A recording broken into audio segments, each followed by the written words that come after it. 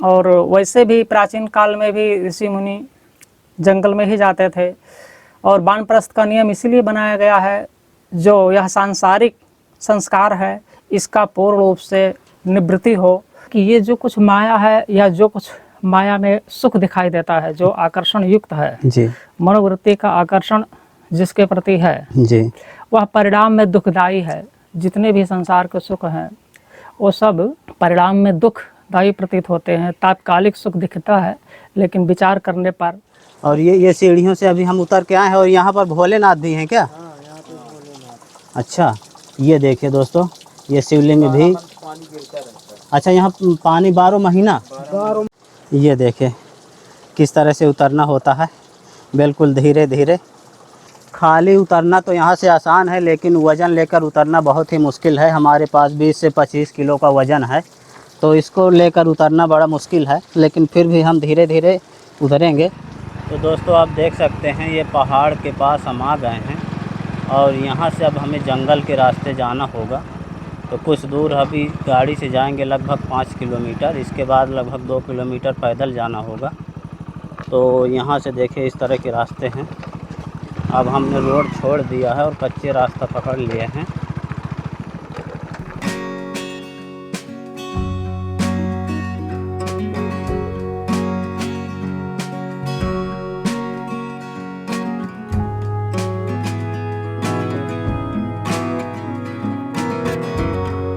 तो फाइनली दोस्तों हम जंगलों के काफ़ी अंदर आ गए हैं और यहाँ से आगे गाड़ी अब नहीं जाएगी, क्योंकि आगे रास्ता समाप्त है। यहाँ से घाटी शुरू हो जाती है। ये सामने विशाल घाटी है, आप देख सकते हैं। लेकिन घाटी में उतरने से पहले अभी हमें और आगे से घूम के इधर आना है, क्योंकि यहाँ से रास्ता नहीं है। तो आइए चलते हैं। पहले 500 मीटर लगभग पैदल की यात्रा बची है।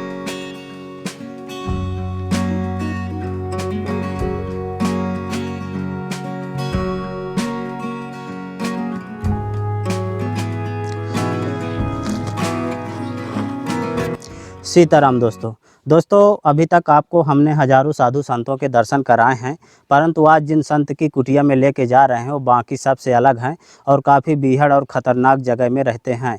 आपको बता दें कि ये जो आप मेरे पीछे घाटी देख रहे हैं, ये घाटी के नीचे महाराज जी की कुटिया है और यहाँ से अभी लगभग 500 मीटर नीचे उतरना होता है। टाइगर बाहुल्य क्षेत्र है, बहुत ही ख़तरनाक जंगल है। यहाँ पर आपको आदमी का आना जाना बिल्कुल भी नहीं दिखेगा तो जानवरों का, टाइगर, चीता, शेर और बंदर, इस तरह के जानवर यहाँ रहते हैं। इतने बीहड़ में महाराज जी अकेले कुटिया बनाकर रहते हैं। तो आइए आपको दर्शन करवाते हैं। और हाँ दोस्तों, आप लोग पता पूछते हैं कि किसी जगह में यदि जाएं तो वहाँ का पता ज़रूर बता दें, तो हम यहाँ का पता भी वीडियो के बीच में कहीं पर बता देंगे। आप वीडियो के अंत तक बने रहिएगा। तो आइए चलते हैं सीधा महाराज जी की कुटिया की ओर। और ये विशाल घाटी है और घाटी के नीचे लगभग 500 मीटर नीचे उतरना होता है, तब जाके महाराज जी की कुटिया देखने को मिलती है। अभी ऊपर से देखिए ये कुटिया इस तरह की दिखाई दे रही है। यहाँ पर हमें जाना है और चारों तरफ से आपको जहाँ तक आपकी नज़र जाएगी जंगल के ही दृश्य देखने को मिलेंगे और यहाँ पर आदमी देखने को नहीं मिलेंगे तो टाइगर, शेर, चीता, भालू, इस तरह के जानवर यहाँ रहते हैं और काफ़ी ख़तरनाक जगह है। यहाँ आना इतना आसान भी नहीं है। नीचे उतरने के लिए इधर सामने से रास्ता है, तो अभी हम सीधा नीचे की ओर जा रहे हैं, लेकिन इधर से रास्ता नहीं है, शायद इधर से है। आपको बता दें कि रास्ते की पहचान के लिए देखिए यहाँ पर पेड़ में छोटा सा झंडा लगा है। इस झंडे को देखकर लोग नीचे की ओर जाते हैं। तो अभी हम सीधा नीचे की ओर उतर रहे हैं। अरे लेकिन इधर से रास्ता नहीं है, आपको बता दें रास्ता उधर ही से आया है। ये है रास्ता, ये झंडा है और यहीं बगल से देखिए चट्टान हैं दोनों तरफ से, ये भी चट्टान और काफ़ी सकरा रास्ता है। यहाँ से नीचे उतरना इतना आसान भी नहीं है, इस तरह देखे चलना है। ये देखें चट्टानों के अंदर होते हुए हम नीचे की ओर जा रहे हैं। काफ़ी गहराई है, लगभग 500 मीटर नीचे उतरना होता है।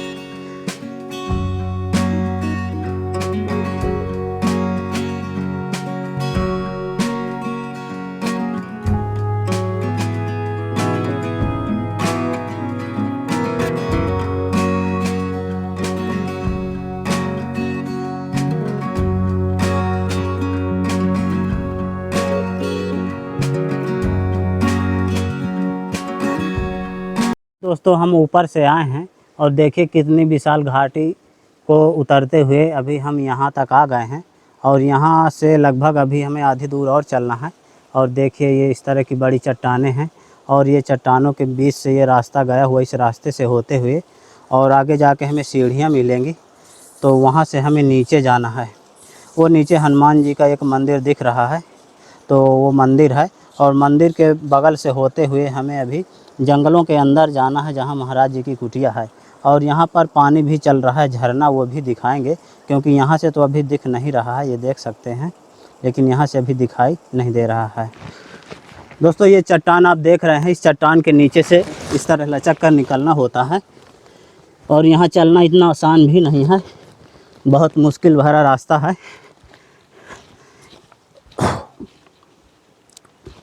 ये देखिए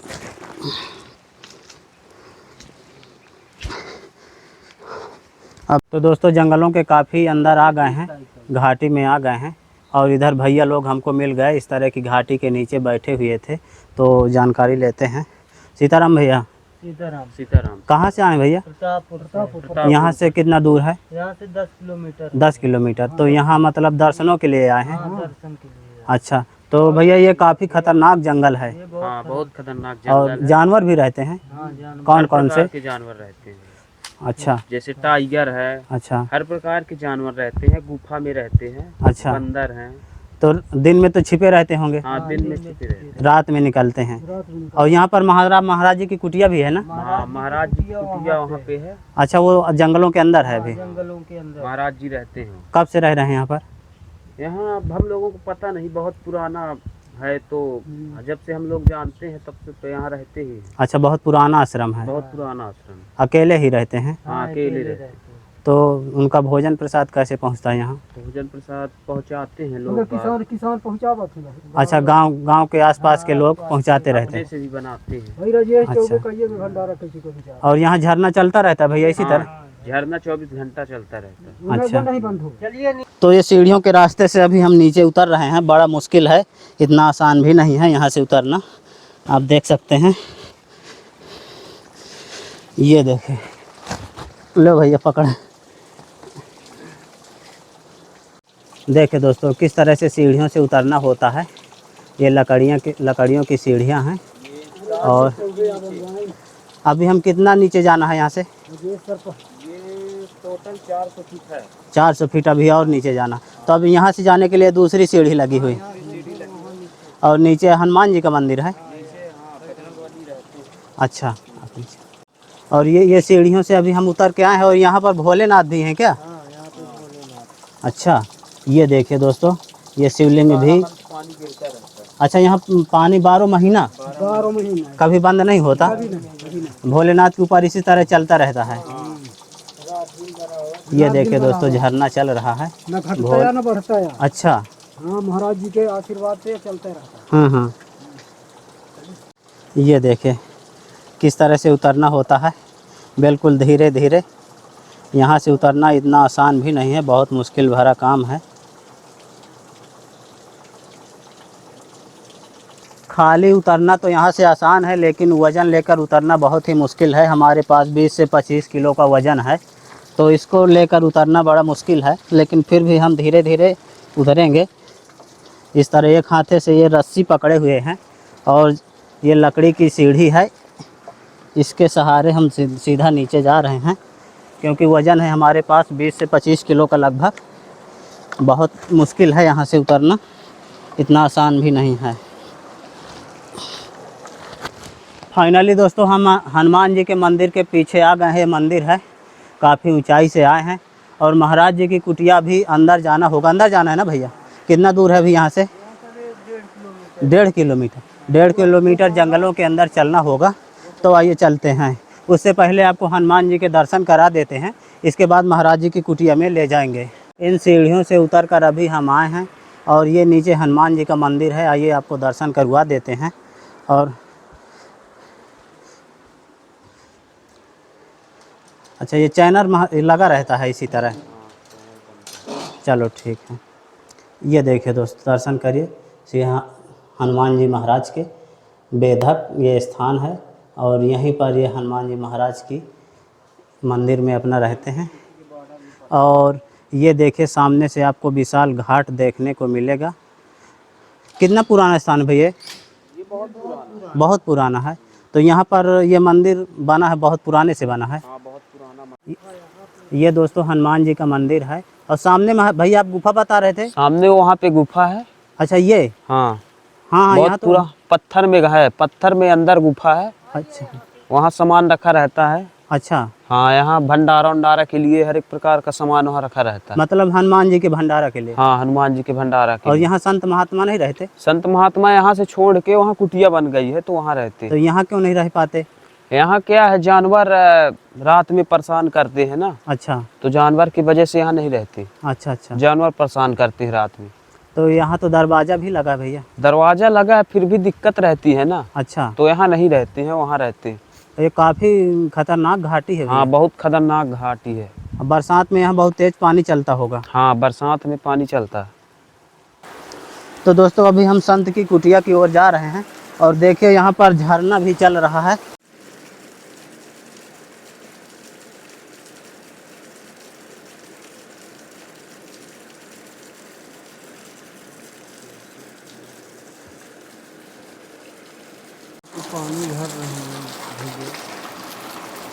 बहुत अद्भुत नज़ारा। बाल्टी फूट हिला रहा है।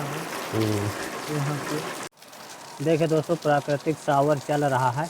यहाँ स्नान करने के लिए बहुत ही बेहतरीन व्यवस्था है। आप दोस्तों हम दादाजी के सहारे अब महाराज जी की कुटिया तक जाएंगे, क्योंकि आगे का रास्ता हमें मालूम नहीं है। काफ़ी बीहड़ और घनघोर जंगल है, आप देख सकते हैं। तो दादाजी हमें यहाँ झरने में नहाते मिल गए। और यहीं बगल में ये देखिए, यहाँ पर श्रद्धालु लोग अपना भोजन प्रसाद बनाते हैं, जो यहाँ पर आते हैं नज़दीकी गांव से, आसपास से, इलाके से। ये देखिए यहाँ पर अपना भोजन प्रसाद बनाते हैं। और ये रास्ता गया हुआ है।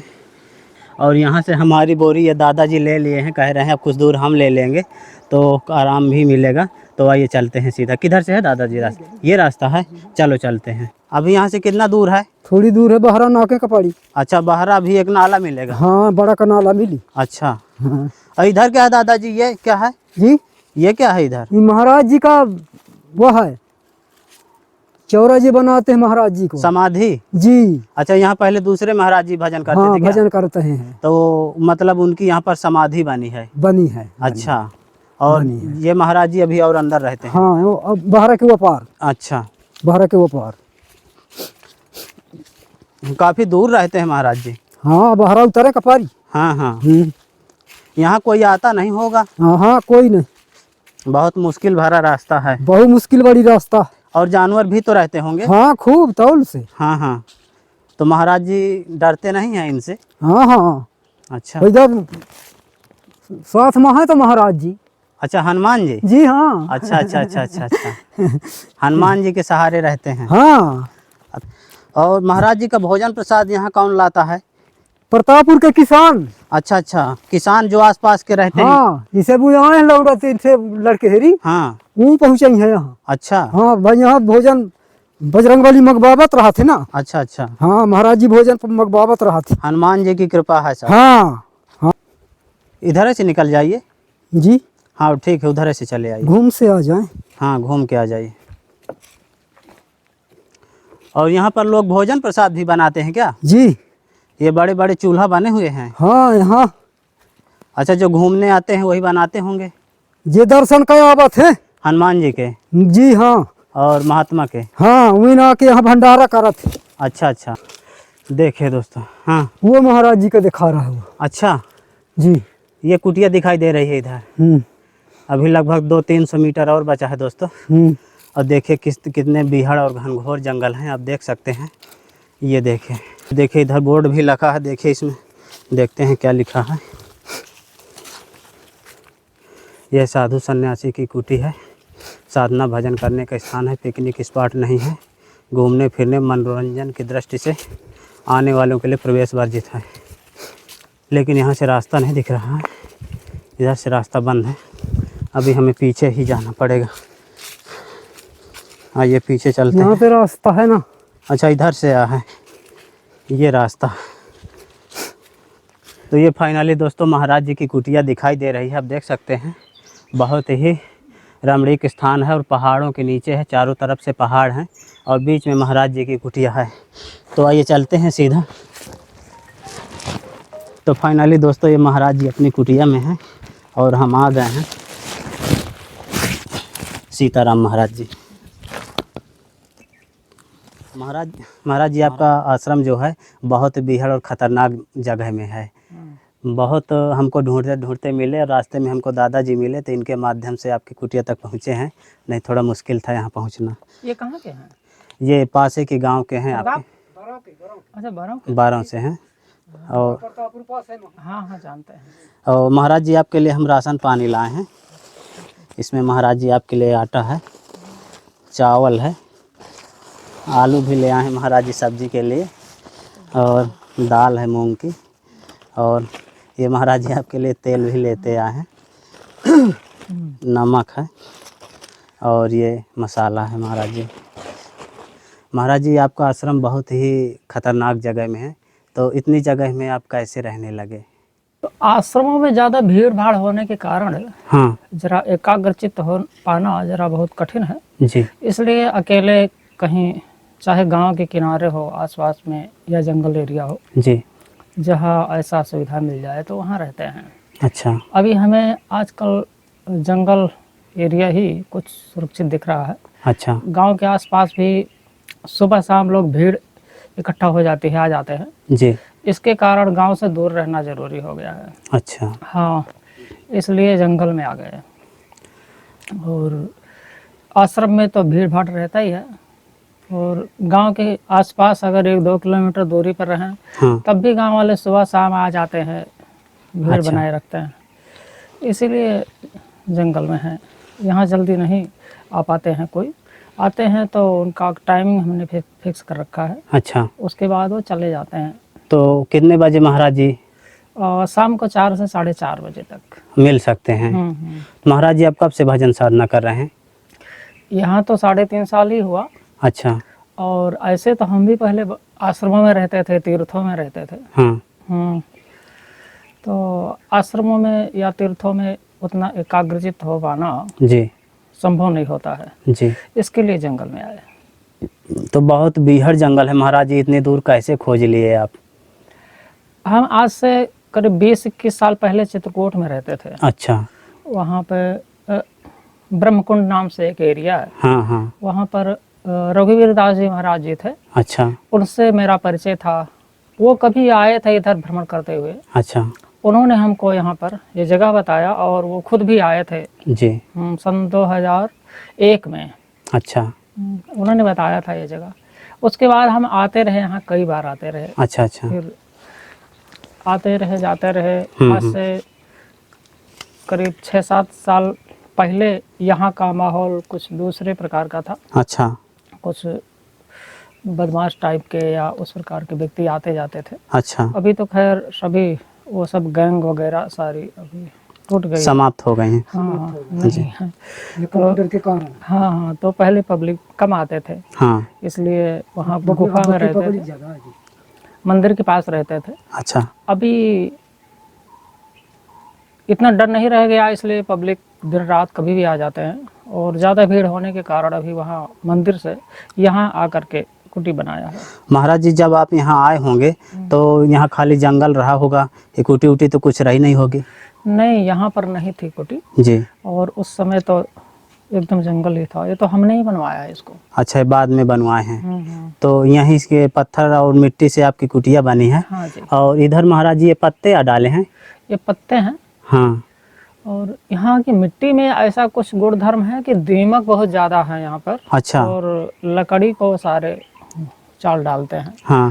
सारे खा जाते हैं लकड़ी को। ये परेशानी है यहाँ पर। अच्छा, दीमक परेशान करती है? दीमक से है परेशानी। देखिए दोस्तों, मिट्टी की दीवारें हैं और मिट्टी और पत्थर से महाराज जी बनाए हैं, और ये छप्पर महाराज जी का, और इस तरह की कुटी बनाकर महाराज जी रहते हैं। महाराज जी भोजन प्रसाद की व्यवस्था यहाँ कैसे होती है? अभी तो गांव वालों को पता चल गया है कि बाबा जी रहते हैं। हाँ। तो समय समय पे आते हैं कभी। अच्छा महाराज जी, जब आप आए थे तो किसी को जानकारी नहीं रही होगी, तो फिर कैसे यहाँ व्यवस्था होती थी? जब आए हैं शुरू में तब तो जानकारी नहीं थी। उस समय जरूर कुछ अभाव ग्रस्ती रहती थी, हाँ। समय से व्यक्ति नहीं पहुंच पाते थे, अच्छा। लेकिन अभी काफ़ी लोगों को पता चल गया है। तो अभी तो ऐसा कोई परेशानी नहीं होती है, जी। आवश्यक सामग्री आ जाती है। तो इसके पहले महाराज जी कहाँ आप हिमालय साइड भी भजन करते थे क्या? हिमालय साइड तो बहुत काफ़ी समय पहले थे, सन 2004 में, और प्रथम बार हम गए थे 1998 में। अच्छा। यमुनोत्री, गंगोत्री, बद्रीनाथ, केदारनाथ, उस पर हमने पैदल भी भ्रमण किया है। जी। हाँ, सन 1998 में। जी। उसके बाद फिर ऋषिकेश भी रहने लगे थे, वहाँ काफ़ी समय, गीता भवन, रामानंद आश्रम, कई आश्रमों में रहते थे। जी। फिर तीर्थों में तो भ्रमण के लिए कहीं भी साधु निकल जाते हैं, तो उसी प्रकार हम भी भ्रमण किए हैं काफ़ी तीर्थों में। जी। हाँ, जो मुख्य मुख्य तीर्थ है, सही चाहे दक्षिण भारत का हो, वो कन्याकुमारी, मदुरई, रामेश्वरम, तिरुपति बालाजी, श्रीशैलम, इस प्रकार। और इधर उत्तर भारत में तो ज़्यादा ही जो ऋषिकेश, हरिद्वार या अयोध्या, मथुरा, काशी, ये तो खैर पास में ही है सब। तो तीर्थों में अक्सर भ्रमण किए हैं। अभी कहीं इच्छा नहीं है तीर्थ में भ्रमण करने की या कहीं देखने सुनने की कुछ, इसलिए अभी स्थायी रूप से यहाँ पर आके कुटी बना लिया है। अब यहाँ से कहीं जाने की इच्छा नहीं है। अच्छा। अभी हमेशा के लिए यहीं पे रहने का है विचार। हमेशा के लिए। हाँ। तो महाराज जी आपकी उम्र क्या हो गई होगी? हमारी उम्र है 48। 48 साल के हो। तो आप महाराज जी वैराग्य कब हुआ आप? 1998 में हमने घर छोड़ा है। अच्छा। हाँ, उसके बाद दोबारा हम कभी गए नहीं हैं घर, और तभी भेष भी धारण किया है यह विरक्त। तो महाराज जी आपको वैराग्य क्यों और कैसे उत्पन्न हो गया, थोड़ा अपने बारे में बताइए। देखिए, ये तो विचार करने पर ही वैराग्य उत्पन्न होता है, जी। और कुछ सत्संग संग का प्रभाव होता है। अच्छा। तो हम जब करीब 12 साल के ही थे, तभी हमारे जन्मभूमि के घर के आसपास में साधु की कुटी रहा करती थी। अच्छा। वहाँ पर उनके पास जाते थे, उनका सत्संग सुनने से, उनकी वाणी सुनने से इस तरफ झुकाव हुआ, और उनका प्रभाव पड़ने से कुछ विचार खुद भी करते थे। ऐसे विचार करते, सत्संग वार्ता करते, वैराग्य हुआ। अच्छा। तो महाराज जी माया तो किसी को छोड़ती नहीं, सबको अपने लपेटे में ले लेती है, आप बच गए, कैसे माया से छूट गए? देखिए, विचार करने पर प्रतीत होता है कि ये जो कुछ माया है, या जो कुछ माया में सुख दिखाई देता है, जो आकर्षण युक्त है, जी। मनोवृत्ति का आकर्षण जिसके प्रति है, जी। वह परिणाम में दुखदायी है। जितने भी संसार के सुख हैं, वो सब परिणाम में दुखदायी प्रतीत होते हैं। तात्कालिक सुख दिखता है, लेकिन विचार करने पर और स्वयं भी अनुभव करने पर दुखदायी ही सिद्ध होते हैं। इसलिए जिस किसी विषय वस्तु या व्यक्ति में दुख प्रतीत हो, तो स्वतः ही उधर से मन हट जाता है। हाँ, और मुख्य रूप से वैराग्य टिकाऊ तभी होता है जब विवेक पूर्वक विचार करें। तो वैराग्य होने के बाद ये माया उतनी आकर्षित नहीं कर पाती है। फिर भगवान का आश्रय लिया जाता है, भगवान के नाम का जप या भगवत चिंतन, स्मरण। तो भगवान की सहायता मिलने से, भगवान की कृपा होने से माया से बचा जा सकता है। अच्छा। तो महाराज जी आदमी तो जीवन भर माया के पीछे ही भागते रहते हैं, तो साथ में जाता क्या है?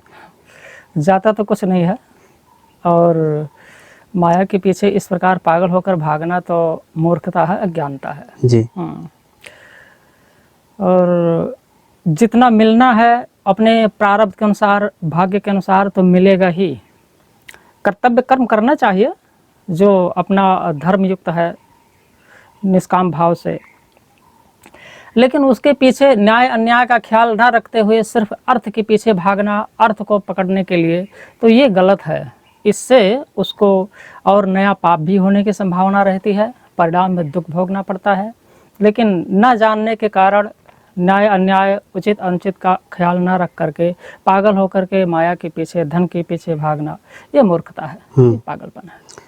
अच्छा महाराज जी, कुछ लोग कहते हैं कि हम जीवन भर भगवान की पूजा पाठ करते हैं, फिर हमारे ऊपर कष्ट बहुत आते हैं, तो ऐसा क्यों हो जाता है? कारण ये है कि पूर्व जन्म के कुछ पाप रहते हैं, कुछ पुण्य रहते हैं, दोनों के मिश्रित से मनुष्य जन्म मिलता है। जी। उसी के अनुसार प्रारब्ध बनता है। जन्म अच्छे बुरे योनियों में या अच्छे बुरे कुल में जन्म, उसी के अनुसार आयु निर्धारित होती है।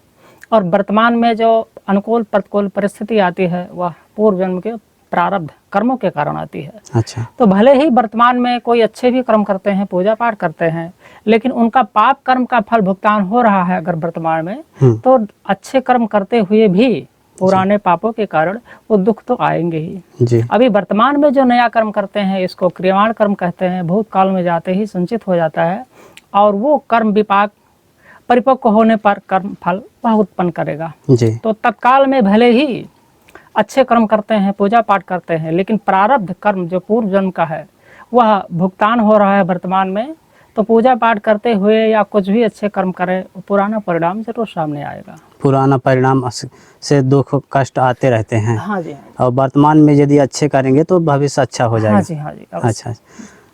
महाराज जी, जीवन का उद्देश्य क्या रहना चाहिए? जीवन का उद्देश्य तो मुख्य रहना चाहिए कि भगवत प्राप्ति। यह मनुष्य जीवन एक गाड़ी की तरह है जी। यह कुछ समय के लिए मिला हुआ है जी। और यह निश्चित समय के अनुसार है और उसके बाद यह अपने से बिछुड़ जाएगा। जी। लेकिन एक माया ही ऐसी है कि अपने वास्तविक स्वरूप को भूल करके अपने को यह शरीर मान लिया जाता है। इस शरीर से संबंधित जो संबंधी है, विषय वस्तु या व्यक्ति, उनके प्रति जो अपनापन हो जाता है, इस शरीर के प्रति अपनापन हो जाता है। तो मानव जीवन का जो मुख्य उद्देश्य है कि इस शरीर से अपने को अलग अनुभव करके और उस परमात्म तत्व में लीन हो जाना, जहाँ से लौटकर फिर संसार में जन्म नहीं लेना पड़ता है, वह मोक्ष प्राप्त करना, निर्वाण पथ प्राप्त करना, वही मानव जीवन का मुख्य उद्देश्य होना चाहिए। जी। वही मुख्य लक्ष्य होना चाहिए और उसी उद्देश्य को हृदय में रख करके संसार का कर्तव्य कर्म करते रहना चाहिए निष्काम भाव से। परंतु महाराज जी, माया बीच में इधर उधर कर देती है, तो इससे कैसे बचा जा सकता है? इसके लिए भगवान का ही सहारा लेना चाहिए। जी। हाँ, भगवान सर्वत्र व्याप्त हैं और उनसे प्रार्थना करने पर हमेशा उनको स्मरण रखना चाहिए।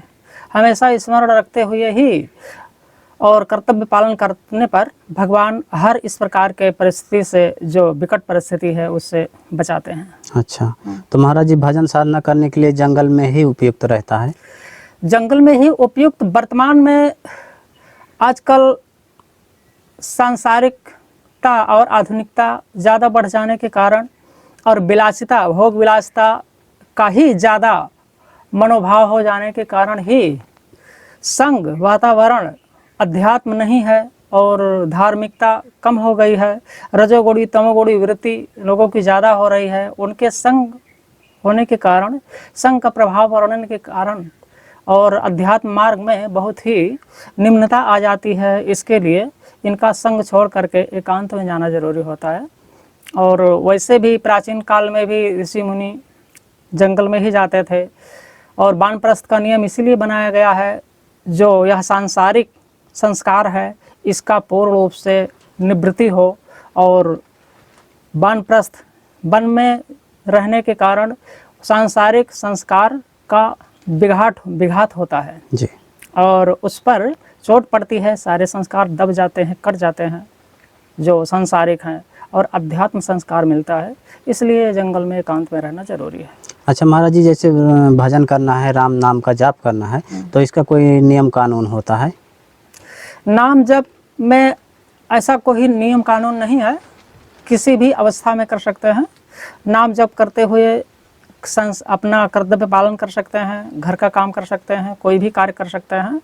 लेकिन मंत्र जप है, मंत्र जप में शुद्धि अशुद्धि का जरूर ख्याल रखना जरूरी होता है और इसका कुछ विधि है, आसन और मंत्र हैं, उसके विधि विधान के अनुसार ही मंत्र जाप किया जाता है। लेकिन नाम जप किसी भी अवस्था में कर सकते हैं। अच्छा, तो महाराज जी, ज़्यादा पावरफुल नाम जप रहता है कि मंत्र जप रहता है? दोनों ही है। दोनों ही है।